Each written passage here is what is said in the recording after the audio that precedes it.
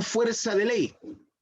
Significa de que a partir de entonces, todo juez, nosotros los abogados, todo funcionario de la administración pública, tiene que remitirse a estas reglas jurídicas sustantivas o procesales que tienen fuerza de ley para poder resolver situaciones similares ahora y en el futuro, y mientras estas reglas no sean modificadas.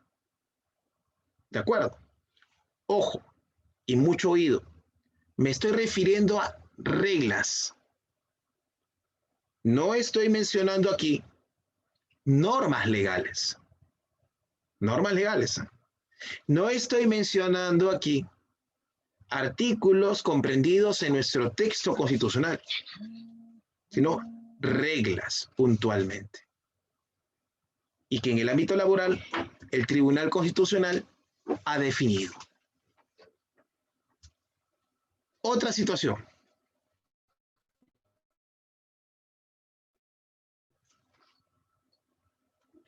Frente a la hemorragia de procesos de amparo que se han empezado a promover por diversos asuntos, digamos, temas laborales, por temas estrictamente de pensiones y en algunos casos por temas de orden civil, eso ha llevado a que ante la recarga procesal que enfrentaba por entonces también el Tribunal Constitucional, es que de alguna forma pusieron fin o pretendían poner coto a esa situación. ¿Y cómo lo hicieron? Generando también un nuevo de orden procesal con fuerza de ley a fin de brindar una alternativa de solución a casos similares a ese a partir de allí y hacia el futuro, y mientras no se modifiquen también estas reglas jurídicas.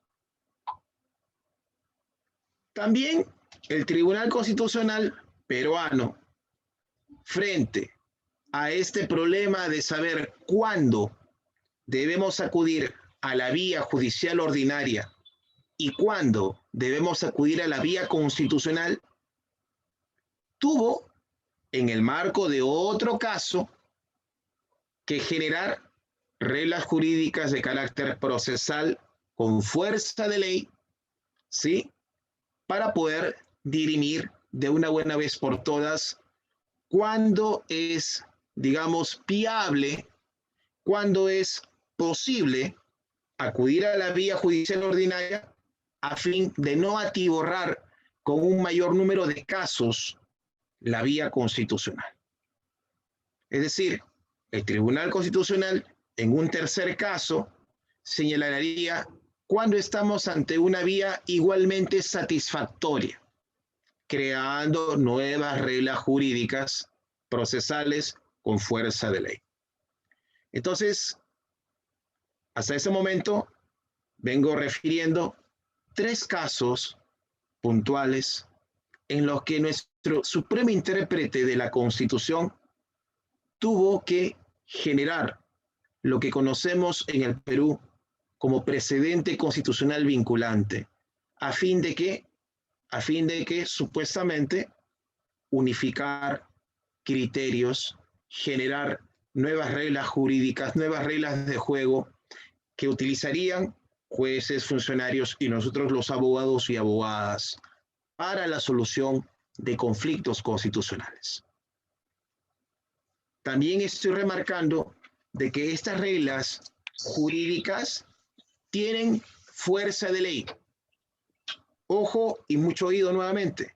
Estoy mencionando de que tienen fuerza de ley. No estoy afirmando de que tengan rango de ley, que es diferente, ¿sí? Porque se está confundiendo esto en el país. Muchas veces cuando nosotros nos ocupamos de abordar, de analizar un precedente constitucional vinculante, somos de la posición de que como son precedentes vinculantes, están al mismo nivel o a la misma altura de una norma con rango de ley en el Perú, lo cual es falso. ¿Sí? ¿Tienen fuerza normativa, fuerza de ley? Sí, pero no son ley. ¿De acuerdo? ¿Y por qué no son ley?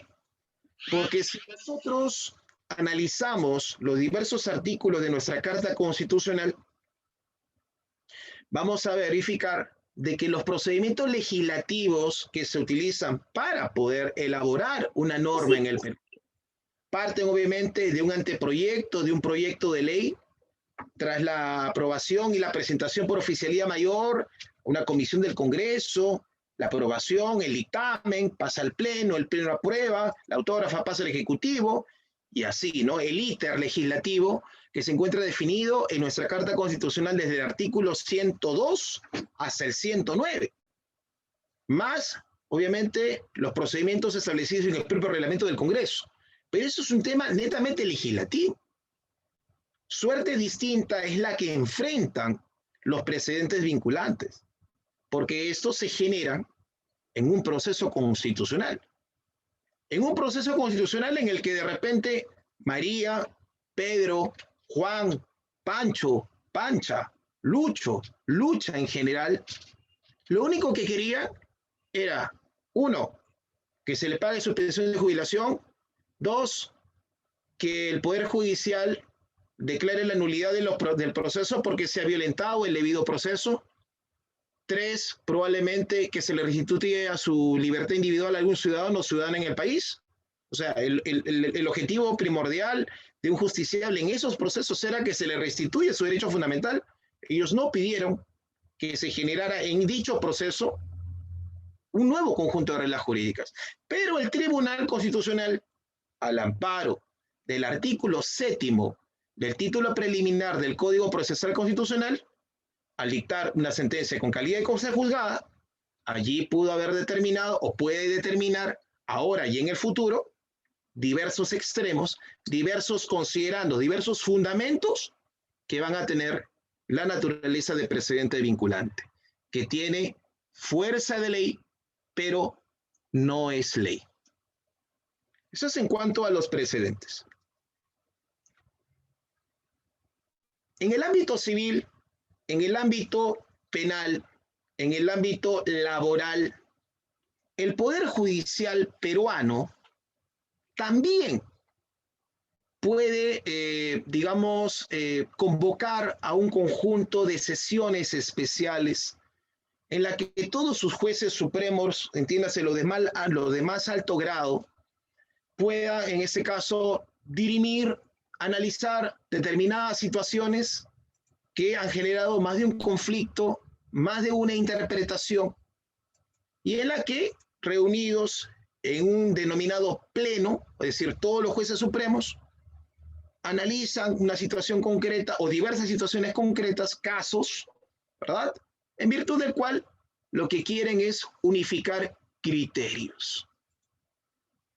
Ojo, en el caso constitucional que hace un momento explicaba, era el Tribunal Constitucional el escenario en el que sus integrantes, los magistrados, los 7, en pleno, toman decisión respecto a un caso concreto en amparo, habeas corpus, habeas data, cumplimiento. Y en esa misma sentencia que resuelve dicho caso, fijan algún extremo que constituiría en el futuro un precedente vinculante. En el ámbito civil, jurisdicción ordinaria. En el ámbito penal, jurisdicción ordinaria. En el ámbito laboral, jurisdicción ordinaria.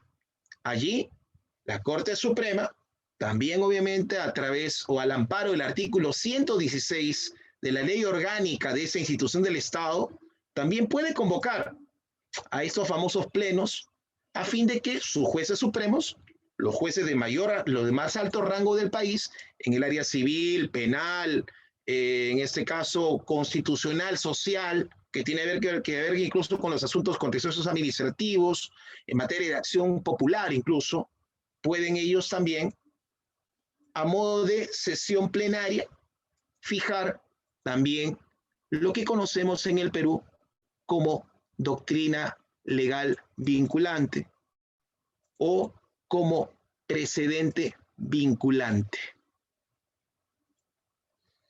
Los plenos normalmente han desembocado en ese tipo de precedentes vinculantes en el ámbito civil, penal, laboral, contencioso, administrativo, tal y como ocurre en el ámbito del Tribunal Constitucional, pero en el campo de esa especialidad. Te dirá, ¿y qué tiene que ver la explicación que usted nos viene dando respecto a los precedentes constitucionales vinculantes en el ámbito constitucional y por qué, y qué tiene que ver lo que usted está explicando en el ámbito del pleno casatorios, civil, penal, laboral, contencioso administrativo, con argumentación jurídica?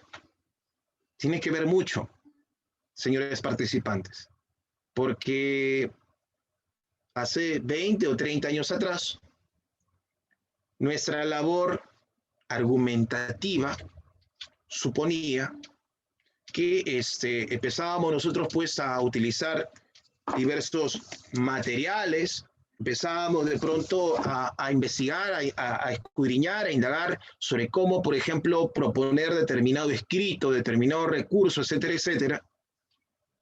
Y hoy el abogado tiene que estar atento a los precedentes generados en el seno del Tribunal Constitucional o a los plenos casatorios en el ámbito civil, penal o laboral que se generan en el ámbito del Poder Judicial, porque allí se están definiendo lineamientos vinculantes que nuestros jueces prioritariamente van a tener en cuenta al momento que nosotros pretendemos algo o hacemos valer a través de una demanda en la vía civil, laboral, contenciosa administrativa, comercial, una determinada pretensión. Si un justiciable en nuestro país en este momento decide presentar una demanda de reposición a su puesto de trabajo, ¿sí?, al amparo del decreto legislativo 728 y su reglamento 00196-TR, 003-097-TR, y lo hace por la vía constitucional, hay un alto riesgo de que la demanda sea declarada improcedente. Dirán, pero ¿por qué si se está tratando de un derecho fundamental?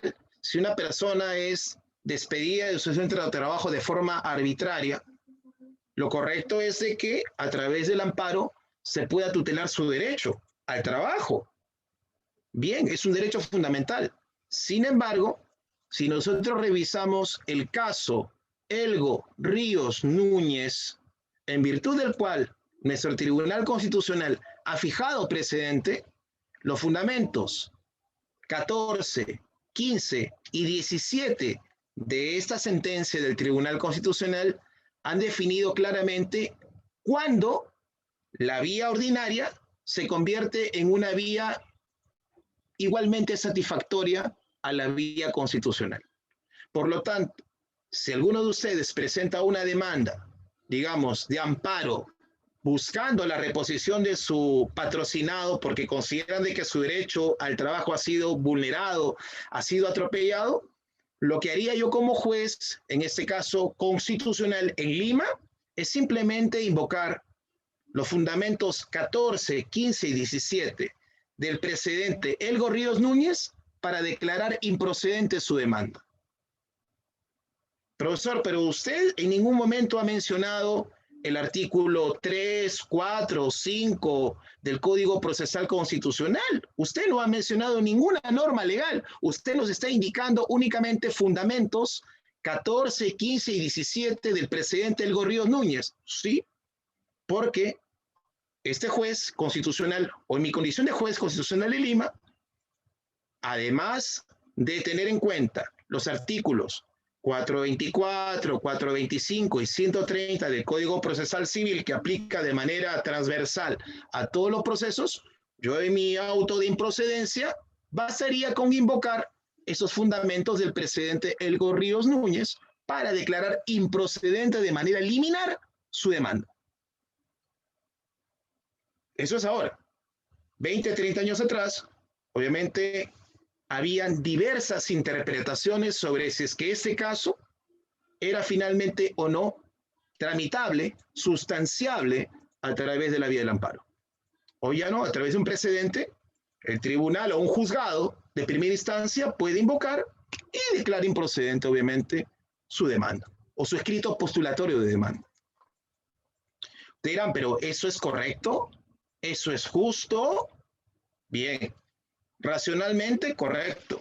Razonablemente veremos, porque es cierto, es discutible, porque ahora incluso el propio Tribunal Constitucional, cuando emite una sentencia interlocutoria denegatoria, los escritos que ustedes presentan como abogados o como abogadas, como estudiantes en el futuro, de 15, 20, 30, 50 páginas, con una extensa argumentación, incluso cuando ustedes presenten su recurso de agravio constitucional de 100 páginas probablemente, el tribunal, ni siquiera el pleno, sino una de las dos salas del Tribunal Constitucional, emitirá una sentencia interlocutoria denegatoria que será a lo sumo 2 páginas.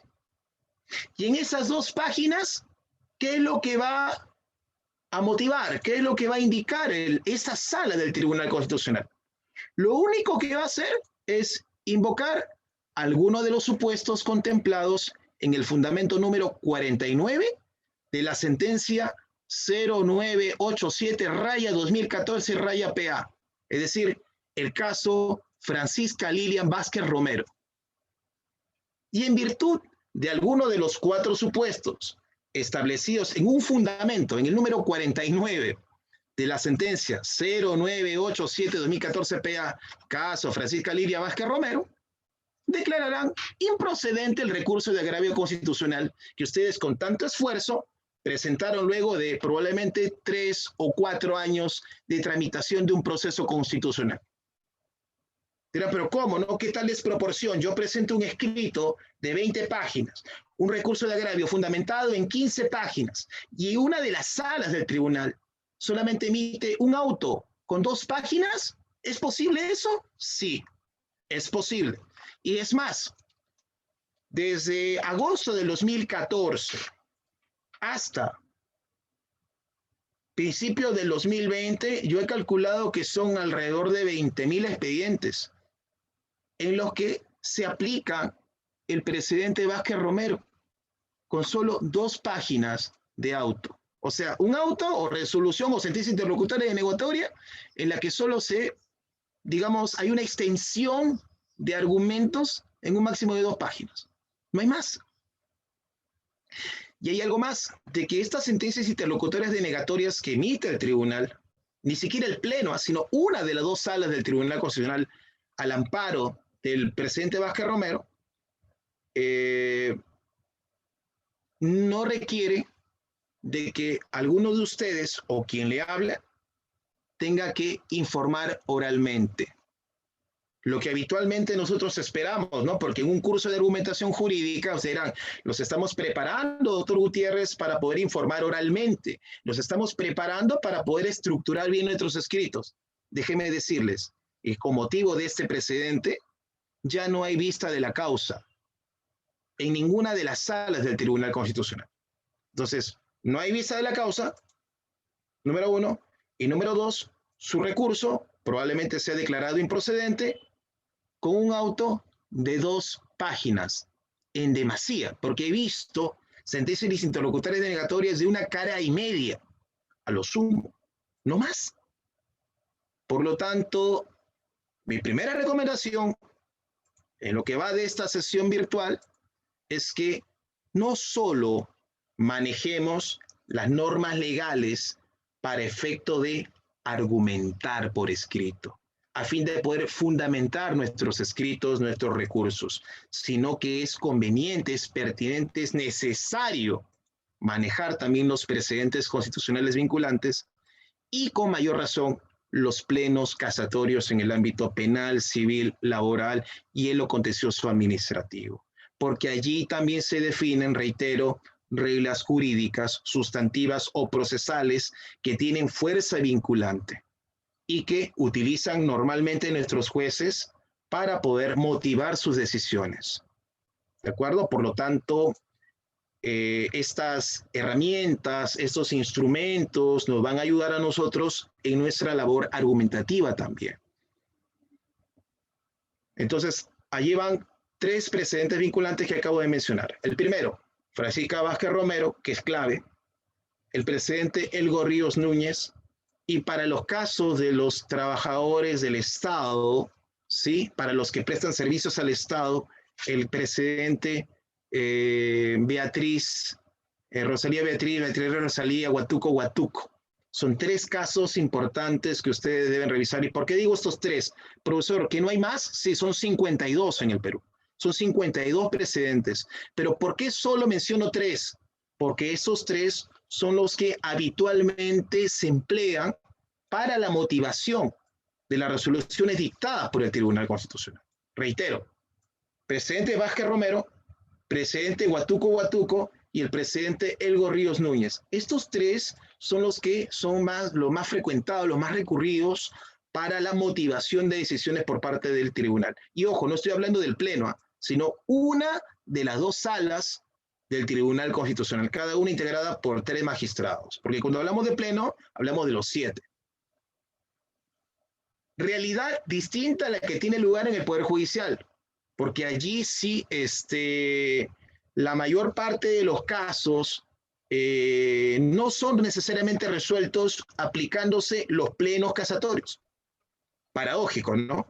Mientras que en el ámbito constitucional sí se emplean con mayor frecuencia los precedentes constitucionales vinculantes, en el ámbito civil, penal, laboral, por lo general no. Por lo general nuestros jueces utilizan pues normas del Código Procesal Civil, del Código Procesal Penal, de la Ley Procesal de Trabajo, normalmente, salvo que el caso lo amerite, ¿no? Por ejemplo, si una persona está tramitando en este momento un proceso en materia de reivindicación, ¿sabemos que la reivindicación o no? ¿Sí? La reivindicación es una acción que le corresponde pues al propietario de un bien inmueble. Entonces la reivindicación de un bien en general nos permite obviamente iniciar un proceso por la vía, en este caso, abreviado de conocimiento. A ver, alguien que me pueda decir por favor a través del chat. La vía, cuando uno pretende iniciar un proceso, en este caso de reivindicaciones, pregunto, ¿la vía civil correspondiente cuál es? ¿Abreviada o de conocimiento? A ver, ¿quién me puede confirmar a través del chat, por favor? De conocimiento, ¿verdad? Muy bien, efectivamente. ¿Y por qué de conocimiento? Porque es un asunto de puro derecho, ¿verdad? Es un tema de derecho. Y además que tiene que ver con los 4 atributos de la propiedad, ¿no? Que tiene que ver con el derecho a usar, disfrutar, ¿no? Disponer, enajenar y reivindicar. Bien. Si esto es verdad, durante muchos años, en los procesos de reivindicación, de prescripción adquisitiva de dominio, hemos tenido y tenemos N problemas. Y uno de esos principales problemas es el que ha tenido lugar en el campo de la prueba de oficio. Sabemos de que las pruebas de oficio, o la famosa prueba sobre prueba, ha sido de alguna forma empleada por los jueces, ¿sí? A fin de que puedan tener mayores elementos de convicción, a fin de poder resolver un caso, o a fin de mejor resolver un caso. Lo cierto es de que no se habían definido las reglas de juego respecto al uso de la prueba de oficio. ¿Cuándo se ha venido a definir esto recién? En septiembre de este año. Sí, en lo que va del 2020 se dictó el famoso 10º pleno en lo civil relacionado a la prueba de oficio. Y en el marco de este caso, en el que se generó el 10º pleno casatorio civil, se han creado un total de 12 reglas vinculantes. En esas 12 reglas vinculantes en lo civil, propiamente en el campo de la prueba de oficio, la Corte Suprema de Perú, sus jueces civiles, en este caso supremos en pleno, llegaron a la conclusión, por ejemplo, de que nuestros jueces en este tipo de procesos pueden utilizar por única vez la prueba de oficio a fin de poder tener mejores elementos de convicción, incluso han definido en una de esas 12 reglas vinculantes qué es lo que se debe requerir en determinadas.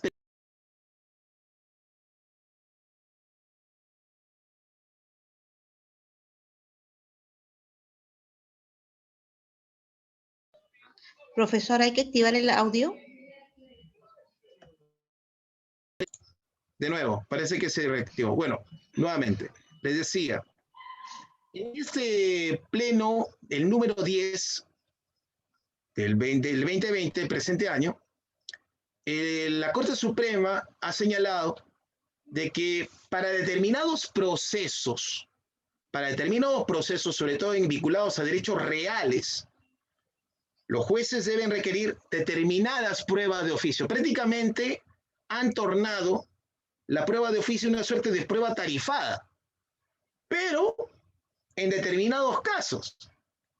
Y esta prueba tarifada que se ha generado con motivo del 10º Pleno Casatorio Civil, en la actualidad tiene ese efecto vinculante. Miren lo interesante. También, por ejemplo, se ha señalado en una de esas 12 reglas vinculantes en lo que va del 2020, por parte de la Corte Suprema, hasta qué momento es posible actuar una prueba de oficio y, sobre todo, la importancia de motivar las razones por las que se acude a la prueba sobre prueba o prueba de oficio. Entonces, hemos tenido que recurrir al mecanismo de los plenos casatorios para que en el Perú por fin se definan las reglas de juego en este tema. Miren la importancia, ¿no? Entonces, de poder generar las reglas jurídicas en el ámbito constitucional por parte del TC y otras en el ámbito de la jurisdicción ordinaria cuando se trata, pues, de los plenos, a fin de poder unificar criterios, a fin de poder estandarizar criterios, y a partir de entonces nosotros como abogados tenemos la misión de estar informados sobre la aplicación de estos precedentes a casos concretos, porque serán estos los que orienten nuestra labor argumentativa, ¿sí? Por lo tanto, no solo las 77.000 o 78.000 normas legales vigentes en el Perú son para nosotros los insumos que debemos emplear para poder fundamentar un escrito o un recurso, sino además precedentes y los precedentes constitucionales y los precedentes procedentes o provenientes de los plenos casatorios en todas las demás especialidades. Bien, lo que sigue ahora es lo siguiente. Yo voy a presentarles las reglas vinculantes de algunos casos. Luego vamos a poder plantear las diferencias de ello y empezamos a dialogar luego sobre algunos casos prácticos que aplican de manera directa a estos plenos. ¿De acuerdo? Empezamos entonces ahora sí con la sesión de hoy.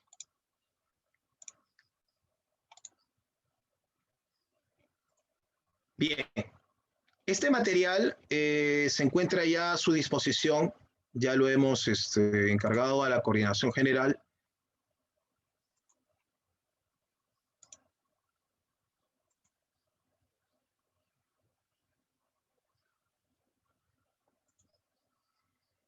Empieza ahorita a aparecer, creo que sí.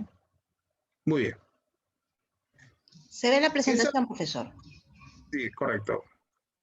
Este tercer módulo nosotros lo estamos destinando, reitero, a poder explicar la importancia de los plenos constitucionales vinculantes y también los plenos casatorios, ¿no? En el ámbito civil, en el ámbito laboral, penal, y ustedes van a presentar, reitero, una actividad al término de este tercer módulo. Lo primero que tenemos que señalar es que el modelo jurídico que adopta un Estado condiciona el proceder de las autoridades encargadas de impartir justicia. ¿Y por qué hago esta primera afirmación? Todos, incluyendo los que participan de la coordinación de esa institución que tiene bien convocarme, nos hemos formado en las aulas de Derecho con la idea de que el Estado peruano es parte del sistema jurídico romano-germánico,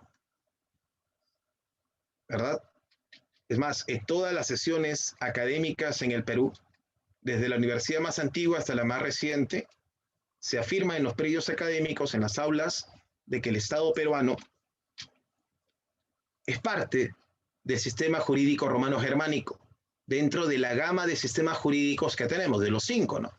Socialista, el híbrido, el otro es el anglosajón, el religioso y el romano-germánico, propiamente dicho. Y siendo de que el Estado peruano es parte del sistema jurídico romano-germánico, la principal fuente del derecho peruano es el texto constitucional. Y al nivel de ese texto, o a nivel del texto constitucional, encontramos o se ubican los tratados internacionales en materia de derechos humanos que el Estado peruano ha suscrito y ratificado de acuerdo a nuestros protocolos internos. Eso está claro. Y que luego hay una segunda línea integrada por la ley, la norma con rango de ley, y un tercer orden, pues las normas de rango infralegal, que son las que aplican en el ámbito, pues, de la administración pública peruana, ¿no? Digamos, es un poco digamos, los grados definidos en nuestro país. Porque así nos han venido explicando en las aulas universitarias, porque ese es el esquema normativo que tenemos en el país, considerando que somos parte del sistema romano-germánico. Y si esto es verdad, les pregunto, y me pregunto y nuevamente, ¿cómo es que entran a tallar actualmente a nivel del Tribunal Constitucional y a nivel del Poder Judicial los precedentes vinculantes? O sea, ¿en cuál de los tres niveles, digamos, macros de nuestro sistema jurídico, de nuestro sistema de normas, dentro de nuestra pirámide, por decirlo de un modo, aunque no estoy de acuerdo con ello, pero bueno, digamos, dentro de ese esquema ya normativo, ¿dónde calza? ¿Dónde entra a tallar el precedente vinculante? ¿Dónde está? Porque tiene fuerza de ley, pero no es ley. No es resultado de un procedimiento legislativo. El precedente constitucional vinculante, como lo mencioné al inicio de esta intervención, es producto de un proceso constitucional, un proceso en el que María o Juan buscaban que se le restituya su derecho a la libertad individual. Ellos no querían que se fije un precedente ahí. Es más, ni enterados probablemente estén que en sus casos se han fijado precedentes, pero lo ha hecho el tribunal, considerando de que pues, el caso era emblemático, en un caso de repente de resonancia, en el que era necesario por fin fijar ese conjunto de reglas vinculantes hacia el futuro. Pero muchas veces los justiciables o litigantes ni enterados de que eso ha ocurrido en su expediente. Pero bueno, se dan por enterar luego cuando ya pues googlean y ven que su nombre está pues en internet. Yo me pongo a pensar, ¿no? La señora Francisca Lilia Vázquez Romero, cuando coloca sus nombres y apellidos en Google, automáticamente aparecen un montón de casos, un montón de referencias, un montón de interlocutorias, un montón de, digamos, de artículos, incluyendo mi tesis doctoral, o sea, todos los trabajos vinculados a la señora Francisca Lilia Vázquez Romero, que ojalá que si es que logra ver esta grabación por redes, en algún momento puede emitir algún mensaje, ¿no? Pero es una ciudadana peruana. Igual, el señor Elgo Ríos Núñez buscaba, obviamente, que se resuelva su asunto laboral por esta vía, ¿sí? Y él, ni por acá, que en el marco de su expediente el tribunal fijaría otro precedente. Entonces el señor igual se googlea y va a encontrar un montón de casos, de referencias, artículos y hasta revistas del tribunal en la que figura su nombre y apellido. Igual, en el caso Rosalía Beatriz Huatuco Huatuco, la señora Huancayo, igual, Poder Judicial, y ya ni por acá, de que en su caso igual se iba a fijar un precedente vinculante. Precedentes que hasta el día de hoy lo sigue utilizando el Tribunal Constitucional a través de sus salas, a través del Pleno, y también el Poder Judicial. Entonces, ¿dónde quedó eso de que el Estado peruano, al ser parte del sistema romano germánico, tiene como principal fuente del derecho a la ley, perdón, a la Constitución, y luego la ley? Si lo que están haciendo nuestros tribunales de justicia es aplicar los precedentes vinculantes para poder declarar improcedente N demandas en nuestro país. Entonces, eso nos lleva de la mano a la siguiente situación preliminar y preguntan, ¿el Estado peruano sigue compartiendo la tradición jurídica romano-germánica? Eso es algo que también tenemos que cuestionar, ¿no? Porque si ustedes ingresan a la página web del Tribunal Constitucional, la mayor parte de casos que son declarados improcedentes es en virtud del fundamento 49 del expediente 0987-2014-PA, caso Vázquez Romero, o el caso del Gorrio Núñez, o el caso Huatuco. Entonces, ¿dónde quedó eso de que la improcedencia tendría que ser únicamente en virtud de una norma positiva recogida en el Código Procesal Constitucional? Sería, pues, en todo caso, el artículo 5 del Código Procesal Constitucional, ¿no? O el artículo 4, dependiendo del caso en particular. Pero lo cierto es que aplican precedentes.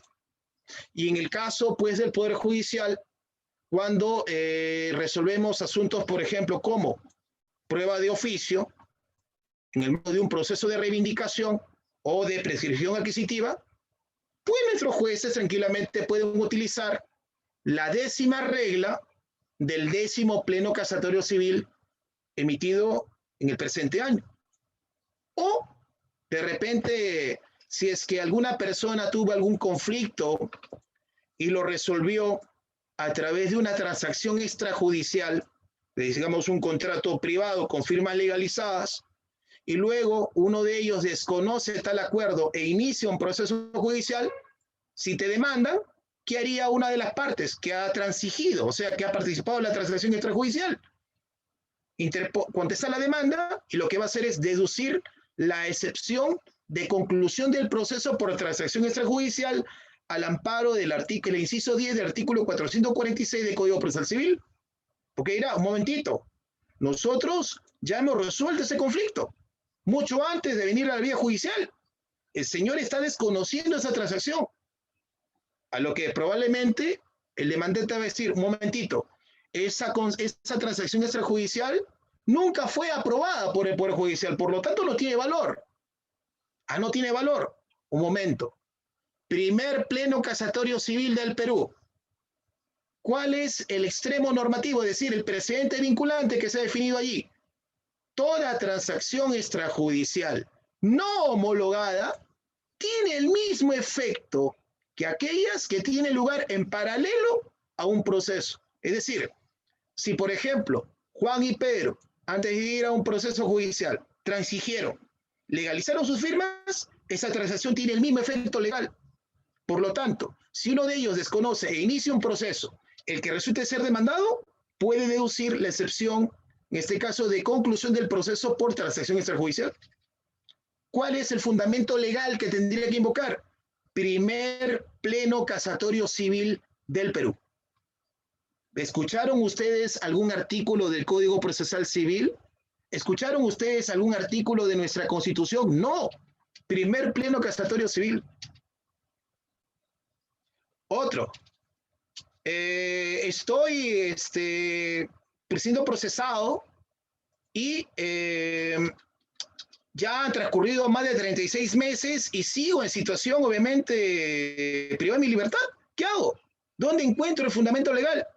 Ingreso a la página web del Tribunal Constitucional y busco el primer precedente constitucional vinculante que se dictó en el país, en la que se determinó cuánto era el plazo máximo, o mejor dicho, el plazo máximo de juzgamiento en nuestro país, los 36 meses. Y eso se ha definido en un precedente vinculante.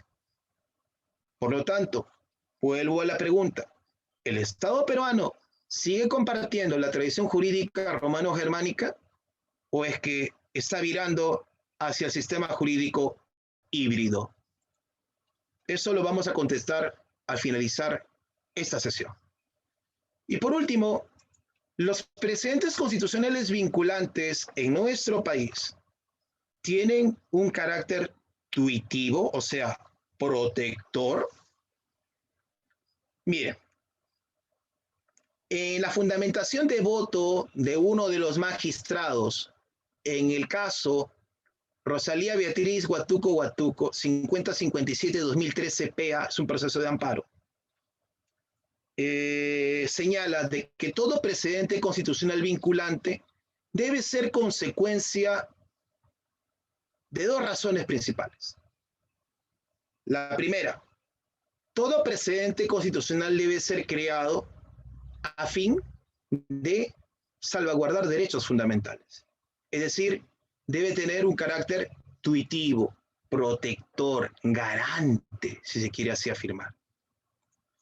Y una segunda razón por el cual se debe generar un precedente vinculante es que este es resultado de una praxis jurisprudencial reiterada. ¿Qué significa una praxis jurisprudencial reiterada? Es decir, que sobre ese mismo tema, el Tribunal Constitucional ha tenido no uno, sino diversos casos, y que ante tanta, digamos, frecuencia o reiterancia del asunto, es necesario ya fijar una posición sobre el particular, unificar un criterio, crear una regla jurídica sustantiva o procesal con fuerza de ley. Entonces, si estamos ante esos dos supuestos que son copulativos, excelente. Está justificada la creación del precedente vinculante en el Perú. Caso contrario, estamos ante un precedente vacío, un precedente que es contra el sentido de la propia Constitución y por lo tanto nuestros jueces pueden también apartarse de su aplicación. Como ha ocurrido, por ejemplo, con el precedente Huatuco-Huatuco, ¿no? En la que muchos jueces, aún considerando de que el precedente Huatuco-Huatuco era o que tiene fuerza de ley, lo que han hecho es apartarse de su aplicación, pero motivando el porqué. Y eso es perfectamente válido. Sin embargo, no todo es color de rosa. Porque usted dirá, profesor, pero al final de cuentas, si yo como juez decido apartarme de la aplicación de un precedente constitucional vinculante o de un pleno casatorio, ¿el motivo? ¿No hay problema? No hay problema. Sin embargo, reitero, en España hay un caso del señor Santiago Raposo, recomiendo que lo revisen, en los que una autoridad del Estado, por inobservar, o sea, por no aplicar un precedente vinculante, fue procesado por el delito de prevaricato. Miren, o sea, sin perjuicio de que en el Perú los precedentes tengan fuerza de ley, pero no que no sean ley, ya en otras latitudes, como en el caso de Santiago Raposo en España, funcionario del Estado, estaba siendo procesado por el delito de prevaricato. Ustedes saben que prevaricar, de acuerdo al 418 del Código Penal peruano, ¿qué supone? O sea, distorsionar, torcer el sentido de una ley. O sea, en este caso, el no aplicar un precedente en España significaba cometer ese delito. Usted estaba siendo investigado por prevaricación. Oiga, acá es prevaricato y es prevaricación, ¿no? Por prevaricación. Y en el país tenemos la libertad de apartarnos de su aplicación. Sin embargo, eso también nos lleva a diversos excesos, ¿no? Porque muchos no se apartan de su aplicación. Todo lo contrario, se alinean al precedente. Por ejemplo, la mayor parte de nuestros jueces se alinea al precedente de Vázquez Romero porque considera de que lo que ustedes plantean no tiene especial trascendencia constitucional, porque es muy probable que hace 10 o 15 años atrás se haya dictado una sentencia para un caso similar al que ustedes ahora proponen. Por lo tanto, como ya hubo un pronunciamiento negativo en el pasado por un caso similar, lo mismo va a ocurrir con lo tuyo. Por lo tanto, improcedente tu recurso. O de repente carece de fundamentación, ¿no? El derecho invocado o la supuesta afectación invocada, o también puede ser declarado improcedente el RAC si es que ustedes contravienen un precedente vinculante. Aquí sí quiero detenerme. Cuando inicié también mi intervención le decía que los precedentes tienen fuerza de ley, pero no son ley. Si eso es verdad, ¿cómo se explica que el Tribunal Constitucional, en el fundamento 49 del caso Francisca Vázquez Romero, haya establecido de que toda pretensión, todo recurso que es contrario a un precedente debe ser declarado improcedente? No tiene lógica, ¿no les parece? No tiene lógica.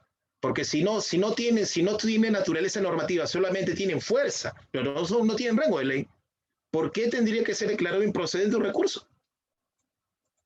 ¿Será entonces de que ya no solo la Constitución, la ley y las normas de rango infralegal son las que integran nuestro ordenamiento jurídico? ¿Será que también el tribunal está interpretando de que los precedentes constitucionales vinculantes pasan a formar parte de esta estela normativa también? ¿O hay un exceso de interpretación?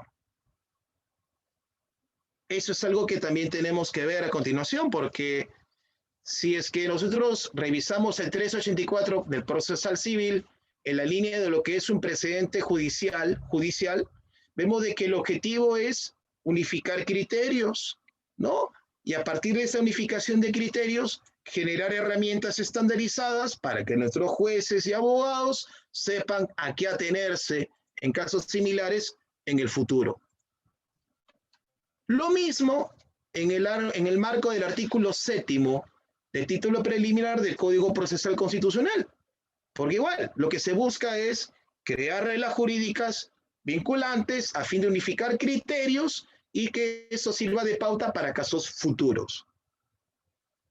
Sin embargo, una cosa es con cajón y otra cosa es con guitarra, porque los precedentes que ahora voy a presentar, que he denominado emblemáticos, nos pintan la realidad de cuerpo entero. En pantalla tienen solo el fundamento número 49 del tal mentado caso Francisca Vázquez Romero. ¿Sí? Revísenlo con calma, percátense ustedes allí. ¿Sí?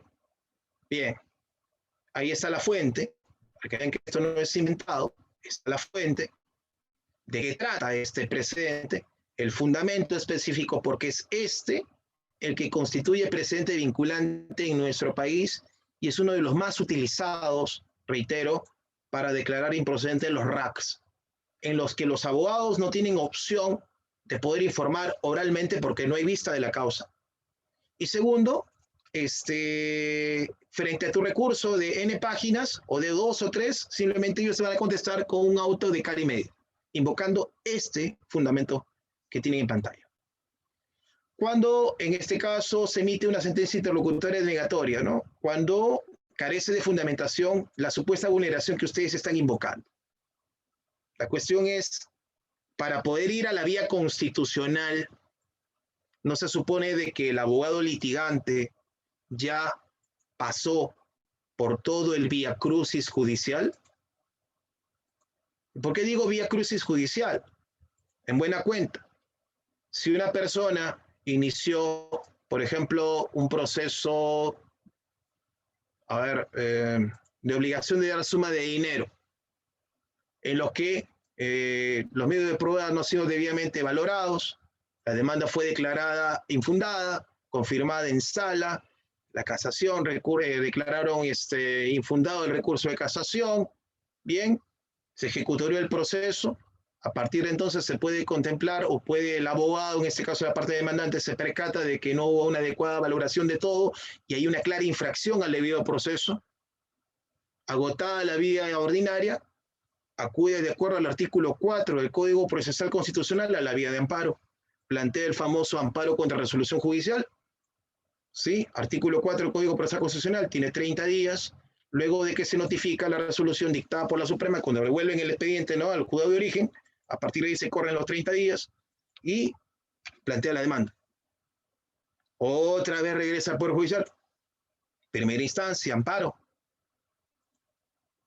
Probablemente improcedente. Sala. Confirma. RAC. Miren, todo este íter.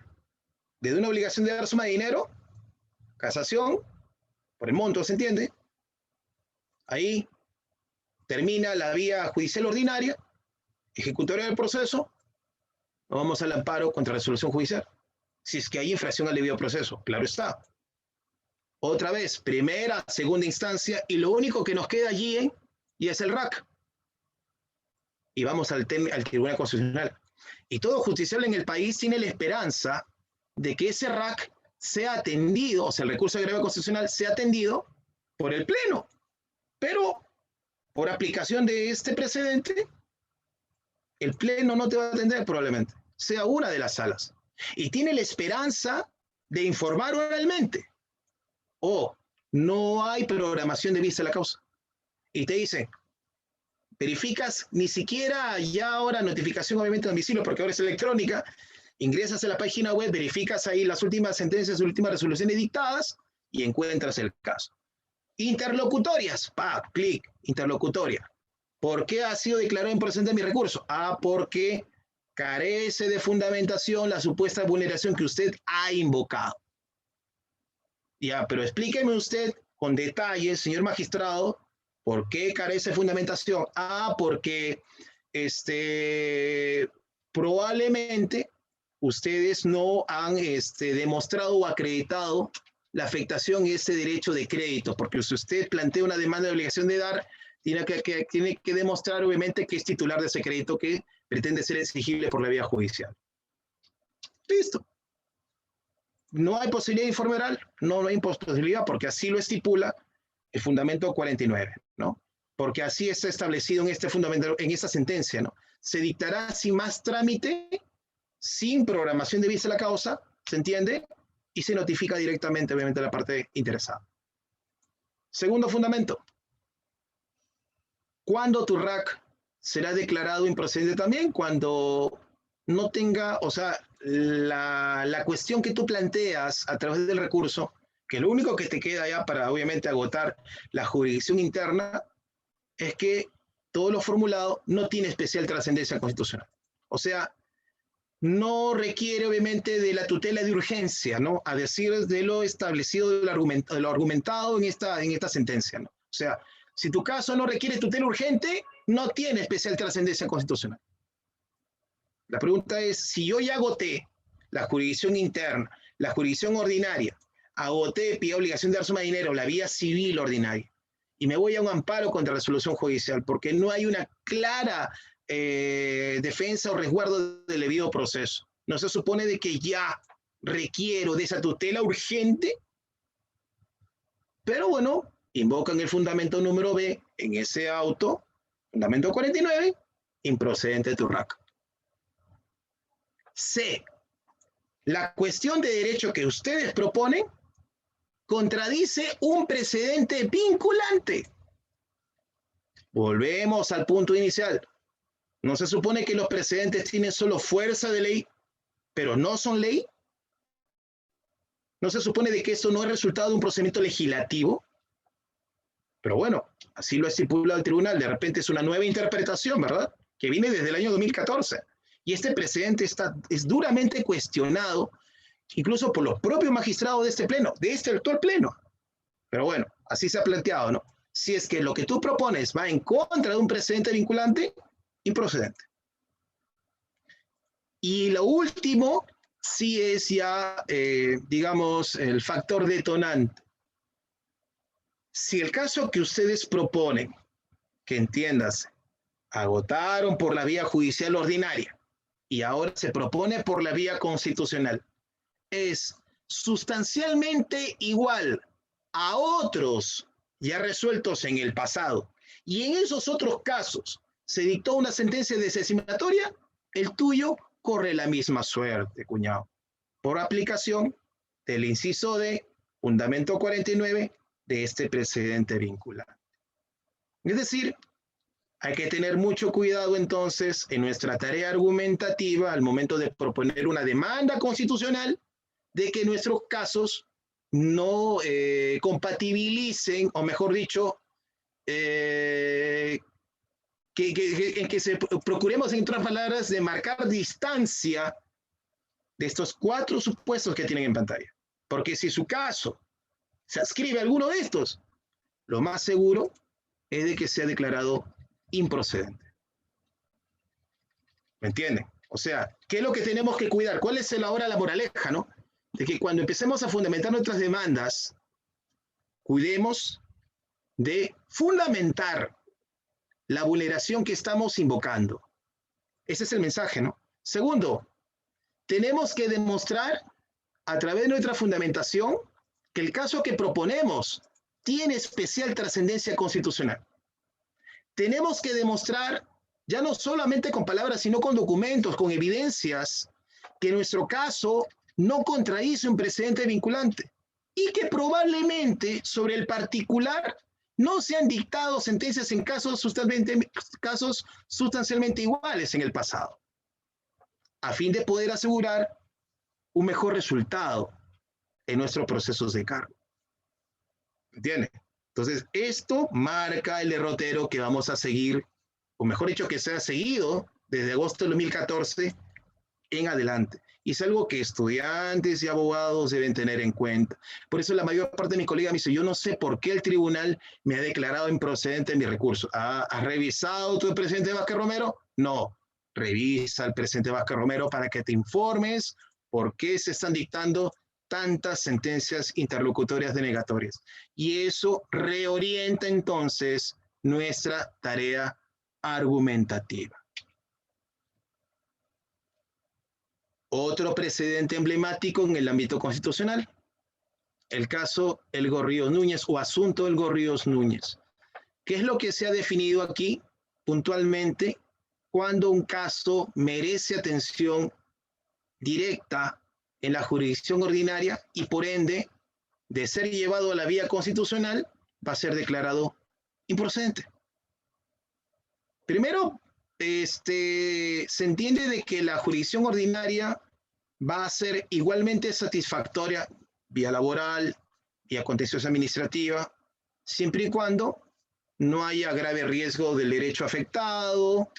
Se entiende de que la estructura del proceso en la vía ordinaria es idónea, se entiende de que la resolución que se pueda dictar en la vía ordinaria sea obviamente aquella que permita resguardar el derecho invocado, y sobre todo porque brindan tutela urgente. La cuestión es, con la excesiva recarga que tiene el Poder Judicial, ¿podrá brindar esa tutela urgente? Probablemente sí. Hay casos y casos también, ¿no?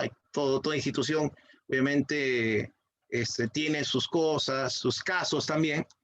Pero bueno, lo cierto es de que todas las entidades del Estado tienen o sufren en este momento, por razón de la coyuntura que nos toca enfrentar, una desmedida carga procesal, una importante carga procesal. Entonces, no sabemos si realmente este precedente sea de mucha ayuda, porque esa ya no sería una vía igualmente satisfactoria, porque miles de justiciables tienen postergados sus casos. Por lo tanto, habría que reexaminar, ¿no?, la aplicación inmediata de este caso, porque este precedente fue diseñado con el objetivo de alguna forma, de reducir la carga a la vía constitucional y devolverle, obviamente, la importancia a la vía judicial ordinaria. Pero bueno, fue en un momento en que no se pensaba que íbamos a enfrentar todo eso. Por lo tanto, en virtud del caso Elgo Ríos Núñez, fundamentos 14, 15 y 17, también un juez de especialidad puede declarar improcedente tu demanda considerando de que la vía correspondiente es la vía judicial ordinaria, más no la vía constitucional. Y también para todo ese grueso de trabajadores del Estado que está por diversas modalidades. Sabemos de que hay alrededor de entre 12 a 15 regímenes reconocidos en el ámbito laboral, pero hay 3 que son los que marcan la pauta, 276, 728 y 1057, ¿no? Los 3 decretos legislativos en materia laboral, 276, 728 y 1057, pero frente, digamos, a los reiterados pedidos de reposición, lo que el Tribunal Constitucional hizo, ¿no?, dentro de los criterios que expresé al inicio también, de cuándo crear un precedente vinculante. El Tribunal partió de esa premisa, miren, ¿tu trabajo fue convocado a concurso? No, check. 2, ¿tu plaza fue presupuestada? No, check. 3, ¿estaba sujeto a plazo indeterminado? No, check, listo. Improcedente tu demanda. ¿Por qué?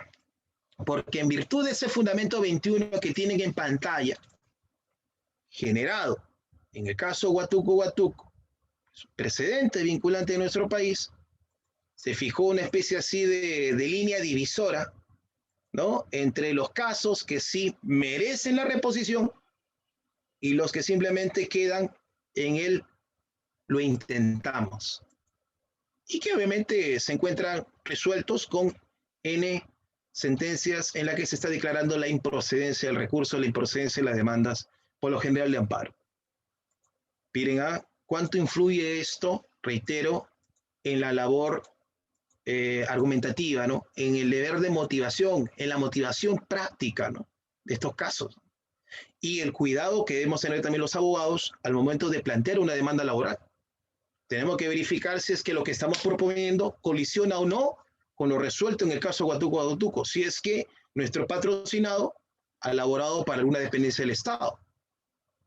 Hay que ver eso, por ejemplo. Incluso si es que ustedes van a patrocinar a algún cliente que ha elaborado en el sector privado, incluso en alguna entidad como Poder Judicial, ya la Corte Suprema, en vía de casación también, ha definido, digamos, algunos casos excepcionales en los que no opera la famosa presunción de laboralidad, ¿no? Muchas veces yo recuerdo que cuando llevaba mis clases de Derecho Laboral en el pregrado, me decía, suficiente con que tú acredites con un documento de vínculo laboral y ya lo demás corre por su cuenta.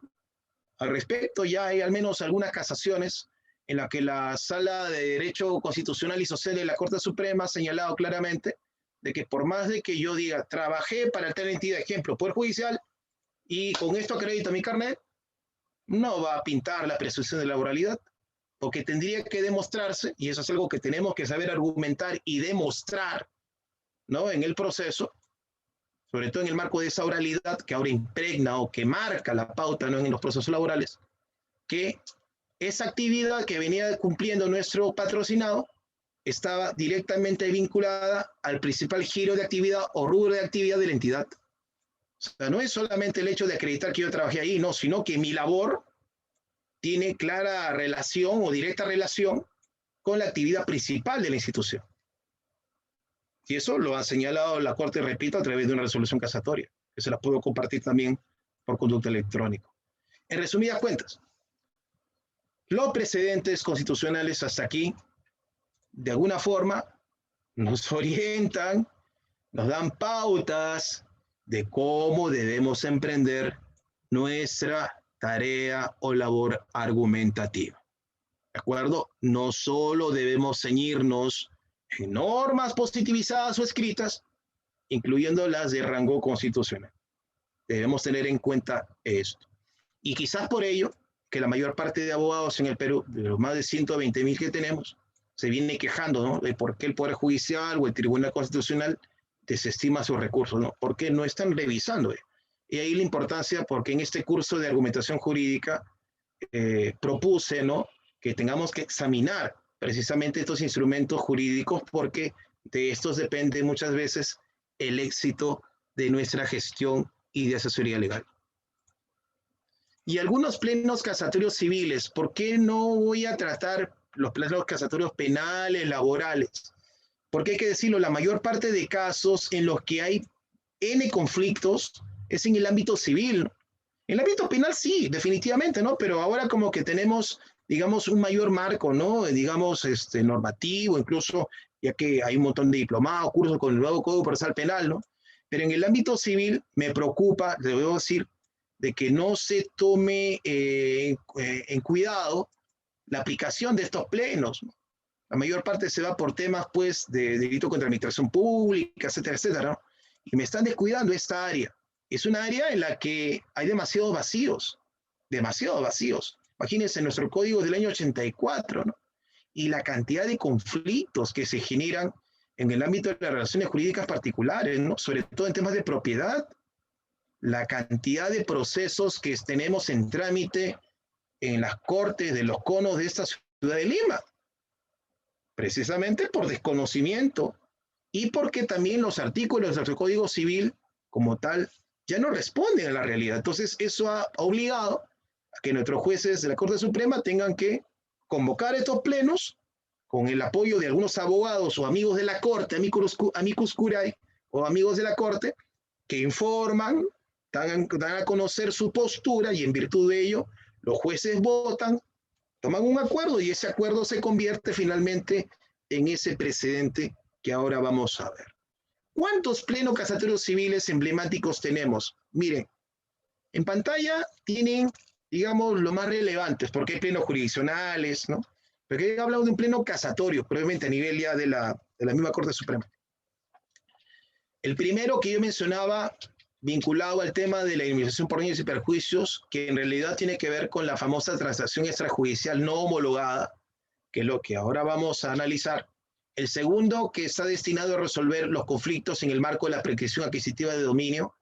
El tercero, que tiene que ver con la famosa separación de la causal de hecho, el famoso artículo 345A, ¿no? En la que, y aprovecho este espacio, ¿no? Para señalar, cuando se inicia un proceso de divorcio por la causal de separación de hecho, cuando se exige el pago de una indemnización, la mayor parte de colegas asume de que la indemnización tiene como fin reparar daños. O sea, la indemnización tiene un carácter resarcitorio o mejor dicho, el propósito de resarcir un daño ocasionado al cónyuge inocente, ¿no? Craso error porque la indemnización en un proceso de divorcio por la causal de separación de hecho no tiene ese propósito, no tiene esa finalidad. La finalidad es que lo que se busca con esa indemnización es de alguna forma equilibrar la situación financiera que enfrenta el cónyuge inocente, que es diferente, pero no tiene carácter resarcitorio o de resarcimiento. No se busca eso, de ninguna manera. Por ejemplo, eso ya se define en el tercer pleno casatorio civil. En el segundo, se hace una precisión interesante respecto a los requisitos para tramitar la prescripción adquisitiva y en las que se incide mucho en el famoso animus domini, ¿no? Es decir, digamos, la intención que se tiene de poseer el bien de manera pública, de manera ininterrumpida, ¿no? Así como se habla de los elementos distintos al dolo en los procesos penales, acá el profesor Magallanes me está escuchando, cuando se habla, por ejemplo, en el delito contra el patrimonio, en el hurto, ¿no? Lo que se busca es que además demostrar el famoso animus lucrandi, ¿verdad? El animus lucrandi o el animus iniurandi en el caso de los delitos de lesiones. En el ámbito civil, igual. Cuando estamos, por ejemplo, en el campo de la prescripción adquisitiva, tenemos que demostrar el animus domini. Es un aspecto muy importante, ¿no? Que se remarca en el segundo pleno casatorio civil. En el cuarto pleno casatorio civil se hace referencia, por ejemplo, al desalojo por precario, ¿no? Y ahí se define por fin lo que es precariedad, cuándo estamos en esa situación, ¿verdad? ¿Qué ocurre si es que hay en trámite un proceso de prescripción adquisitiva, ¿no? Y en paralelo hay uno de desalojo, ¿no? ¿Cómo se debe proceder? Eso se define en este cuarto pleno casatorio. En el quinto pleno casatorio, por ejemplo, se define muy bien cómo se debe proceder para la impugnación de los acuerdos asociativos, ¿no? En el marco del libro 1 del Código Civil, ¿no? Sobre todo los plazos que están contemplados en el propio código, ¿no? Cuando, por ejemplo, impugnar un acuerdo si es que yo no estuve presente o si no fue debidamente notificado para poder concurrir a la asamblea, etcétera, etcétera. En el sexto pleno casatorio civil, por ejemplo, se definen los presupuestos para poder iniciar un proceso de ejecución de garantía hipotecaria, ¿no? Los requisitos, los presupuestos que se deben cumplir, ¿no? En el séptimo pleno es un tema realmente muy, muy polémico, ¿no? El que se resuelve, ¿no? El de la propiedad no inscrita versus el embargo inscrito, ¿no? Es donde se llega a la conclusión de que si yo tengo cómo demostrar mi derecho real no inscrito, un documento con fecha cierta anterior al embargo inscrito, prevalece, ¿no?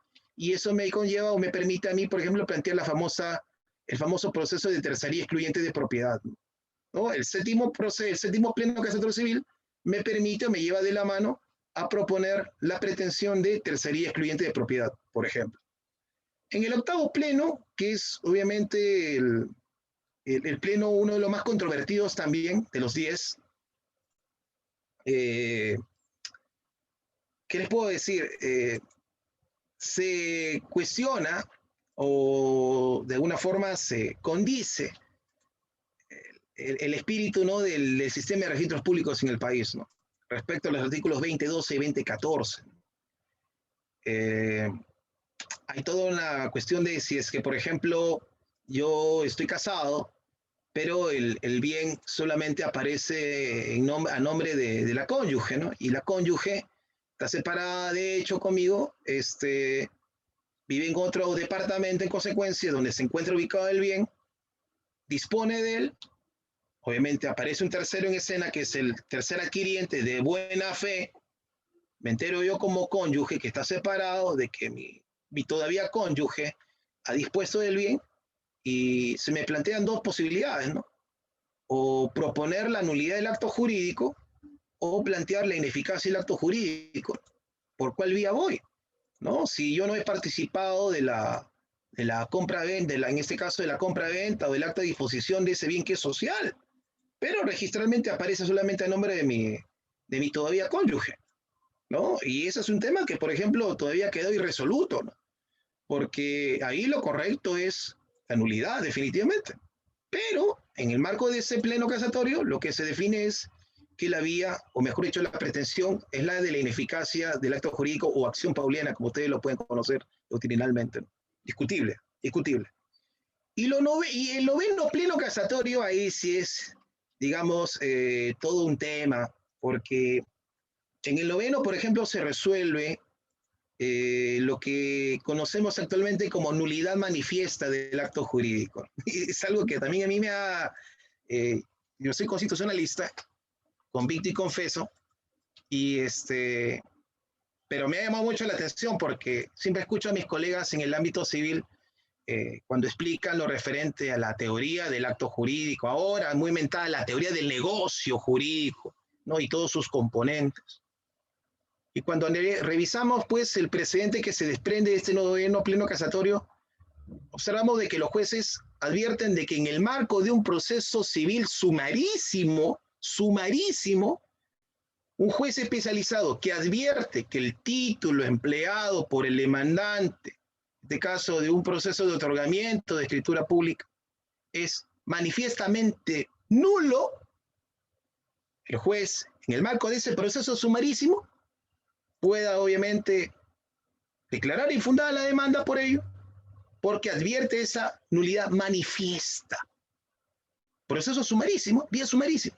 Cuando sabemos de que la nulidad del acto jurídico o la ineficacia siempre ha sido sustanciada, por definición, en el proceso de conocimiento.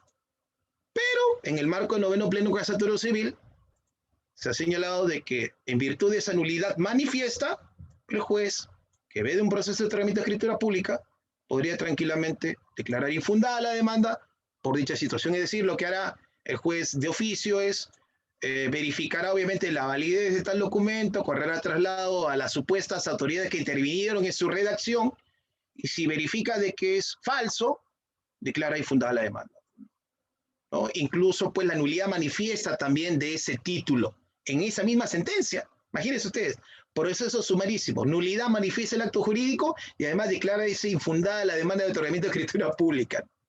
2 por 1. Y encima se le está dando prácticamente en virtud de este pleno casatorio al juez especializado una facultad extra petita, ¿no? Porque lo que yo planteo en mi demanda es que se otorgue la escritura pública, no que se declare la nulidad manifiesta de ese título. Pero en virtud de este pleno se le da esas facultades, ¿no? Cosas del Orinoco. Y lo último, que tiene que ver con la famosa prueba de oficio, que es lo que a continuación vamos a ver. Vamos a tocar solamente, digamos, la doctrina jurisprudencial vinculante respecto al primer pleno casatorio, que tiene que ver con la transacción extrajudicial no homologada, que es lo que normalmente nosotros fundamentamos en un escrito, porque la mayor parte de problemas que hay, por ejemplo, con motivo de accidente de tránsito, cuando hay solamente daño material, resolvemos el conflicto utilizando o celebrando pues una transacción extrajudicial que no es más que un contrato. Sabemos que es un contrato. Legalizamos las firmas y resolvemos el conflicto. El problema viene más adelante, cuando una de las partes desconoce los términos de esa transacción extrajudicial. Porque dice, eso no tiene ningún valor porque ningún juez lo aprobó. Entonces, ¿qué puede hacer ahí el demandado? En virtud del primer pleno casatorio civil, ofrece su contestación de demanda, deduce la excepción de conclusión del proceso por transacción extrajudicial y es muy probable que envíe de saneamiento procesal este juez declare fundada la excepción y se proceda con el archivo definitivo del proceso en el modo y forma de ley. Es lo más probable, por aplicación del primer pleno casatorio civil. Y si en la actualidad queremos nosotros tener en cuenta las nuevas reglas, en este caso vinculantes, en materia de prueba de oficio, revisemos este 10º Pleno Casatorio Civil, en lo que se fija, por ejemplo, los alcances del artículo 194 del Código Procesal Civil, algo que es muy importante y pueden verlo en pantalla, en la segunda regla, que tiene que ver con el dolor de cabeza de todos nosotros, ¿no? Por fin se exhorta a los jueces a definir con precisión y exhaustividad los puntos controvertidos. Te dirán, pero eso se sabe, doctor Gutiérrez, no se sabe, eso se tiene que hacer. ¿Así? Se sabe, pero no se practica, porque si nosotros nos remitimos al artículo 70 de la ley de la carrera judicial, cada vez que otros jueces postulaban o buscaban, por ejemplo, o fiscales incluso, cuando han buscado de una forma la continuidad en el cargo, lo que se conoce como ratificación o el ascenso, lo que presentan ellos como producto a lo que presentan en su momento al ex Consejo Nacional de la Magistratura y ahora lo que será o lo que es la Junta Nacional de Justicia, son sus resoluciones. Y los que hemos actuado alguna vez como calificadores, hemos visto de que necesariamente esos puntos controvertidos han sido bien delimitados, porque lo único que han hecho es, a ver, demandante, ¿qué propone? A. Demandado, ¿qué propone? B. Hay a punto controvertido, A, B. Y listo. Momentito. Segunda regla, 10º Pleno Casatorio Civil. El juez fijará los puntos controvertidos con precisión y exhaustividad, los cuales no deben ser solo una descripción de las pretensiones procesales. Y me parece correcto, porque lo que tiene que delimitar es el problema jurídico allí. Y al delimitar el problema jurídico, es que esta delimitación va a orientar toda la labor, digamos, probatoria en el marco del proceso. Y eso es importante, ¿por qué? Porque de esa forma se garantiza la congruencia procesal. Es decir, que los pronunciamientos que se van a esgrimir o los considerandos que se van a ir adhiriendo a la resolución, construyendo en el marco de la resolución adelante, van a responder a ese problema jurídico. Miren cuándo se ha venido a definir esto, en el año 2020, ¿sí? Los puntos controvertidos no deben ser solo una mera descripción de pretensiones procesales. Es correcto, porque lo que debe verificarse allí es el problema jurídico. Y ahí vienen más reglas, ¿no? La tercera, respecto a, por ejemplo, cuándo debe acudirse la prueba de oficio, en virtud de ese 10º Pleno Casatorio Civil, es el último que se ha dictado en su especie. El cuarto, respecto al contradictorio, pues siempre se debe correr traslado, obviamente, a la parte contraria, para que pueda también ofrecer su medio probatorio, de ser el caso, pronunciamiento, ¿no? La quinta regla respecto a si es que el proceso escrito se puede obviamente admitir otra prueba de oficio. La sexta regla respecto al medio de prueba, si es extemporáneo o no fuera admitido, también se puede de alguna forma canalizar al proceso en función a su pertinencia. Lo he visto en lo que va del 2020, un proceso en particular, en lo que el demandado, ¿no? En este proceso que yo estaba a cargo, había sido declarado en rebeldía, pero el documento que él había presentado en su escrito era importante para nuestros fines, ¿no? Para los fines del proceso. Entonces, lo que hizo el juez es recuperó ese medio probatorio y lo admitió de oficio, aplicando la sexta regla que tienen en pantalla. La séptima, octava regla respecto al tema de la programación de la vista de la causa. La novena regla respecto a cuando procede la apelación y resolución que ordena la prueba de oficio. Y la décima, sí, por favor, quisiera que le tomen, obviamente, foto o puedan, obviamente, verificar. Porque ya en este pleno, lo que hace la Corte Suprema es definir qué es lo que especialmente se debe recabar como prueba de oficio en determinados procesos vinculados a derechos reales, ¿no? Y si ustedes, por favor, siguen allí, dice, el juez puede utilizar como prueba de oficio, ¿no? La inspección judicial, la prueba pericial, documento consistente de partida registrada, título archivado. Y me parece estupendo porque normalmente, por razones de tiempo, nosotros los justiciables hemos hecho, y espero que hayan abogados aquí entre los asistentes, que ofrecemos como medio probatorio, ¿sí? El documento que extenderá tal institución en virtud del oficio que su despacho se servirá a cursar. Entonces, en ese tipo de situaciones, ¿qué ha pasado? El juez, eminentemente cuadriculado, nos dice, un momentito, usted ha tenido que ofrecer tal medio probatorio, ese es su trabajo. 196 del Código Procesal Civil, quien alega un hecho tiene que probarlo. Se fregaron los jueces, porque con esta 10ª regla, en este tipo de procesos, nosotros le decimos, señor juez, solicitamos que a título de prueba de oficio usted pueda requerir tal cosa. Y tenemos los abogados ahora en qué ampararnos. Pero eso sí, es un solo comodín que nos jugamos en un proceso. Tengan en cuenta eso. Porque con ese 10º pleno casatorio civil lo que se ha señalado es que la prueba de oficio se invoca o se efectúa por única vez. ¿De acuerdo? Por única vez. Y tenemos que ser muy estratégicos en el momento en que podemos sugerir, obviamente, al juez que lo haga, sobre todo con algunos documentos que por nuestros propios medios no podemos acceder, ¿de acuerdo? Porque hay instituciones que no siempre nos van a dar la facilidad, obviamente, de acceder a un documento, y eso corre en contra de los plazos procesales, hay que decirlo, ¿sí? Pero aquí, con esta 10ª regla, tenemos la posibilidad de decir, en este momento, miren, hay tal documento que podría de alguna forma aclarar el escenario, aclarar el panorama, fundamentamos, motivamos, fundamentamos nuestros escritos y solicitamos, sugerimos que se pueda actuar en calidad de prueba de oficio tal cosa. Considerando que en ese tipo de procesos que son los más abundantes, y hay que decirlo, ustedes ingresan a la página web del Poder Judicial y buscan resoluciones casatorias, la mayor parte son por compraventa, mejor derecho de propiedad, prescripción adquisitiva, reivindicación en el ámbito civil.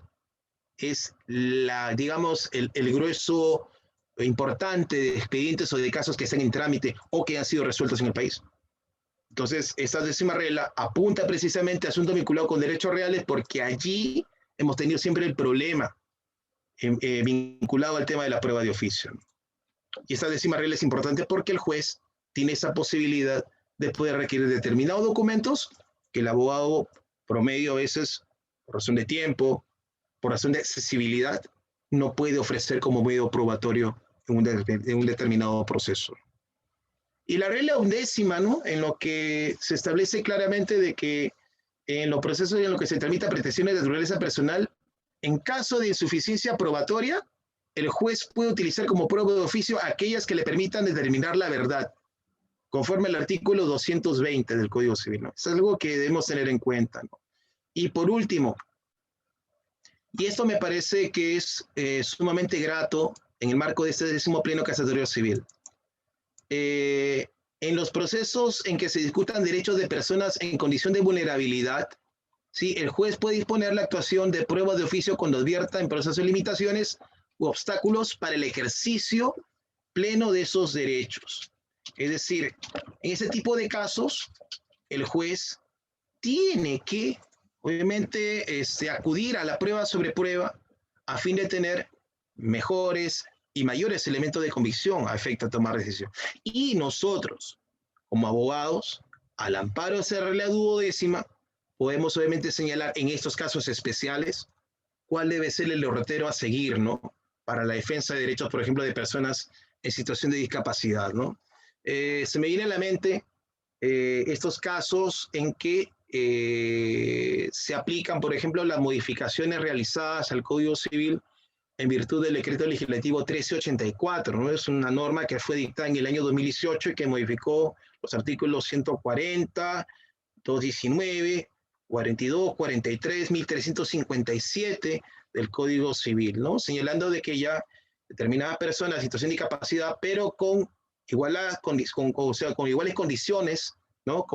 Digamos, personas en situación de discapacidad con iguales condiciones de derecho, puedan obviamente celebrar determinados actos jurídicos que de pronto gente inescrupulosa empieza a cuestionar por la vía judicial, pero que actualmente ya los jueces pues, pueden, al amparo de este 10º pleno casatorio civil, echar mano de determinados documentos vía prueba de oficio para poder salvaguardar estos derechos, ¿no? Sobre todo en situación de pobreza extrema, ¿no? Personas que penosamente en temas de propiedad, porque hay personas que son estafadas, personas que son de alguna forma timadas por traficantes de terrenos en diversos puntos del país y se quedan en una situación bastante complicada, ¿no? Y que para hacer determinados documentos pues requiere cierta inversión. Entonces, cuando no sea posible, ya tienen ustedes aquí en pantalla una estrategia legal que no necesariamente le van a encontrar ni en el Código Procesal Civil, ni en el Código Civil, ni en ninguna norma escrita. Es un pleno casatorio, ¿no? Entonces, todo esto nos lleva a responder la pregunta. ¿El Estado peruano sigue compartiendo la tradición romano-germánica? ¿El Estado peruano sigue obviamente considerando de que los precedentes vinculantes tienen solamente fuerza de ley y no son ley? Les he demostrado a lo largo de esta intervención que de alguna forma estos criterios, de alguna forma estos puntos de vista, de alguna forma estas posturas que tienen un alcance importante, nos llevan a repensar sobre las características, obviamente, de nuestro ordenamiento jurídico y verificar si es que todavía nos encontramos en el romano germánico o es que estamos virando toda nuestra tripulación, toda nuestra embarcación hacia el sistema jurídico híbrido. La respuesta está en su cancha. Revisen, por favor, los 52 precedentes que están publicados en la página web del Tribunal Constitucional. Revisen también los plenos casatorios. Por ahora hemos examinado solo algunos en el ámbito civil. Existen otros en el ámbito penal, existen otros en el ámbito laboral, en el ámbito contencioso administrativo, que sería bueno de que ustedes empiecen ya a hurgar, a investigar y a aterrizar, obviamente, cada uno de ellos en los casos que tengan a su cargo como abogados en el sector privado o quién sabe, como abogados de oficio, ¿no? Porque la mayor parte pues de personas en situación vulnerable acude obviamente a los abogados de oficio o generalmente abogados que son parte pues de algunos consultorios jurídicos gratuitos en el país. Entonces ahí tenemos una carga importante de expedientes en lo que debemos tener en cuenta todo lo que hemos trabajado durante esta jornada. Bien, esta semana ustedes lo que van a hacer es identificarme, por favor, 2 precedentes vinculantes de la página web del tribunal. Ahí tienen ustedes el enlace para que hagan clic y puedan acceder inmediatamente a esa información. Van a identificarme 2 precedentes de los 52 que están listados en la página web del tribunal, en esa sección en específico. Van ustedes a verificar, van a analizar el contenido y van a contestar una primera pregunta. Estos 2 precedentes que ustedes han seleccionado persiguen un fin tuitivo, o sea, protector, garante de derechos fundamentales, explicar en un máximo de 10 líneas, ¿no?, su respuesta respecto a cada caso elegido. Y una segunda pregunta, los precedentes constitucionales vinculantes seleccionados, esos 2 que ustedes van a elegir de los 52, reitero, que están publicados, son consecuencia de una praxis jurisprudencial continuada del TC en dicha materia. Explicar también en un máximo de 10 líneas respecto a cada caso elegido su respuesta. Esta actividad se presentará hasta el día miércoles 25 de noviembre, 11:59 de la noche, al correo de la doctora Miriam Magallanes con el asunto actividad semana 3. Y de esta manera estaríamos completando la 5ª actividad. Considerando de que ya para la semana 4, que es la siguiente y final, nosotros ya no vamos a encargar una actividad, sino que vamos a programar una evaluación. Sí, vamos a programar una evaluación. Y en virtud de esa evaluación vamos a tener los resultados que obviamente ustedes van a tener que registrar en cada una de sus certificaciones. Bien, no sé si habrá hasta esas alturas de la noche o a esta altura de la jornada alguna pregunta, por favor. ¿Alguna inquietud?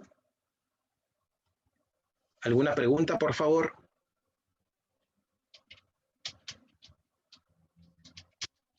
¿Alguna inquietud, alguna interrogante por parte de los presentes, por favor?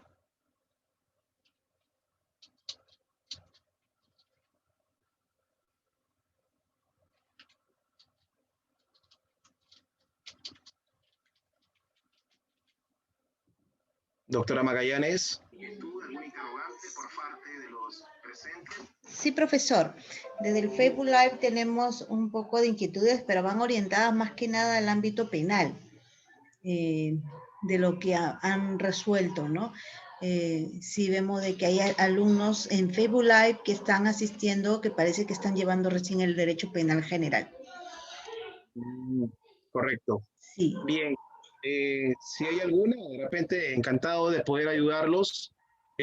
Considérese de que el sentido de la clase de hoy día es más que todo para que puedan entender o comprender la importancia, ¿no?, de los presentes vinculantes en el ámbito constitucional y de los plenos, ¿no? Los plenos obviamente y en el ámbito civil, laboral, en el ámbito penal también, ¿no? Contencioso administrativo, ¿no?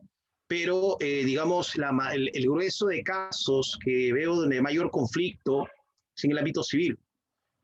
Por ello es de que con esos 10 plenos casatorios se ha buscado de una forma tejer algunas estrategias de solución, porque, como ya lo he contado, lo he comentado en esta jornada, tema de propiedad, pucha, que si usted viera la cantidad de expedientes que se registran a diario y de lo que he podido obviamente recoger mi experiencia también académica, la mayor parte de jóvenes que estudian la carrera siempre me consulta sobre temas civiles, ¿no? Temas contractuales, ¿no? Y me gustaría más bien, como ahora que escucho con alegría que hay consultas en el ámbito penal, que hayan también en el ámbito penal, ¿no? Pero la mayor parte de gente, y sobre todo en esta época de pandemia, me ha consultado sobre temas contractuales. No hubiera la cantidad de consultas que hay, temas de contratos, propiedad, mejor derecho de propiedad, prescripción. Por eso es que me he permitido hoy día solamente tratar, ¿no?, lo referente a los plenos casatorios civiles. Pero obviamente ya habrá oportunidad, seguro, en algún otro curso, ¿no?, de poder trabajar más plenos, ¿no?, con ustedes. Perfecto, profesor. Entonces nos queda claro lo que es la sesión 3. Ya tenemos recepcionados los 4 entregables y quedaría la actividad de hoy día para poder tener los 5 entregables. Correcto, doctora. Sería bueno de que ustedes puedan definir como institución si es que hay alguna evaluación o no, porque la siguiente semana yo ya no voy a programar actividad alguna considerando de que es la última jornada, ¿no? Entonces se entiende de que se tendría que hacer un balance, ¿no?, de lo que se